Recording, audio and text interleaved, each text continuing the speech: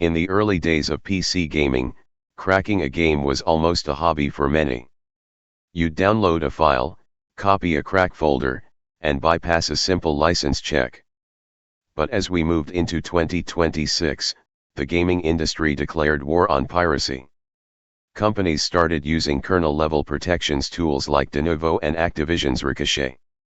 These systems don't just sit on top of your game, they watch your hardware. This led to a desperate move by the cracking community, the birth of the hypervisor bypass. It sounds technical, and it sounds sophisticated, but behind that fancy name lies a method that fundamentally breaks how your computer is supposed to function. Today, I'm going to explain why this free shortcut is actually the most expensive mistake you can make for your hardware. To truly grasp the danger, we have to look at the very foundation of how a computer is built. Imagine your PC as a high-security building. Usually, the foundation is your hardware, the CPU, the RAM, and the motherboard. The first floor is your operating system, Windows. Everything you do, from browsing the web to playing games, happens on that first floor. Under normal conditions, Windows has the highest authority. It manages the security and sees everything that happens. But a hypervisor is something completely different. It's what we call layer 0 or even ring 1. It doesn't sit on top of Windows, it crawls underneath it. When you activate a hypervisor crack, your entire Windows OS becomes a guest in its own home. This is a massive, invisible security breach.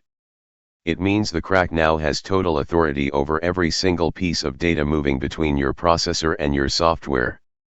Think about it, when the game's anti-cheat engine asks your hardware, is this a legitimate copy, the hypervisor catches that question in mid-air, before it even reaches Windows, and feeds it a pre-written lie. You are living in a fake digital reality controlled by an anonymous third party.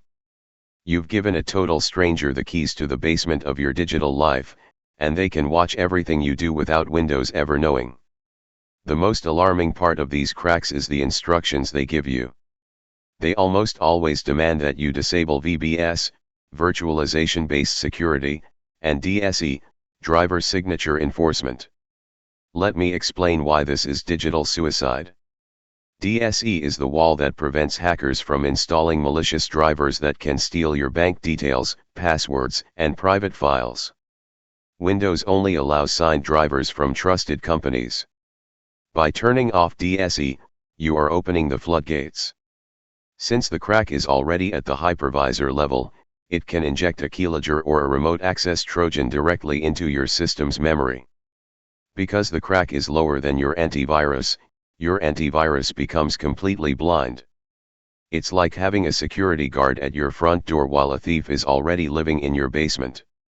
Beyond the viruses, there is the physical reality of what's happening inside your case. Emulating a system layer is one of the most resource-heavy tasks a CPU can perform.